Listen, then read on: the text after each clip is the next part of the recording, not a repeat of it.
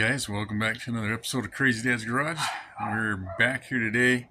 There's always something fun going on in my garage, and what I'm going to do now, I spent some time several months ago and actually shortened the bed on my 71 GMC Pickup there.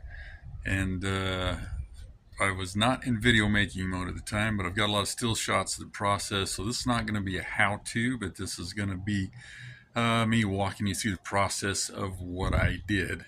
There's tons of great videos out there all over YouTube on how to do this, and I'm telling you, yes, it's a long, involved process, but it's not difficult.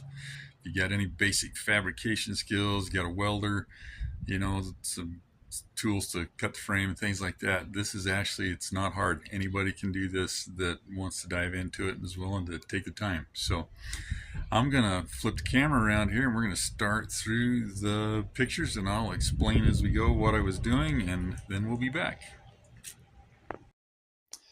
So as some of you know, I actually picked up my grandpa's 1971 GMC Pickup. There's a couple of pictures of it as a long bed. And here we go into the process. Nice thing about these Chevy GMC beds is they unbolt and come apart one piece at a time, and it allows you to shorten those pieces.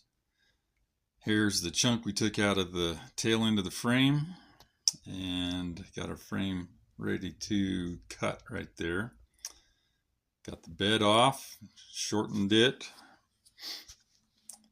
There it is, kind of a disconcerting thing when you actually cut a truck in half, but it's sitting there now with the chunks cut out of it. Now we got it rolled up there. That's the piece that we cut out of the length of the frame. And just eyeballing it and getting it all welded up and straight into place. Underneath it, I just used boxing plates on it, as you can see over there, right there. Rather than worrying about fish plating and things, we just boxed it. And here's the layout. The one thing I did a little different than other people is try to save the side marker lights on the back. So I notched around them and slid them up into the next piece before welding it all together. Came out working pretty good. This is the cut at the front. And there we go after we got the first bedside done. See the cuts going around the light there. Some primer and some orange paint to kind of cover it up and make the patina part work. You can tell I need a little bit more body work if we were going to actually paint it, and that may come later.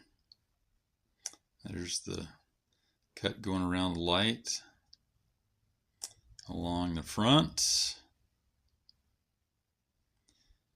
Up through the insides. The one thing I was after was to save the stake pockets, and so that's why the cuts on the inside are in a different place than the outside. Here it is. Are we bolting the first side back together? It's nice as they're all going back together, and it went together really slick. I didn't have any problems with anything there other than, just a little bit of bolt hole alignment. Got the tailgate fit into it, and it worked out perfect, and there's our end result. It really did come out good. I'm excited about it and ready to move on to the next parts. So here we go.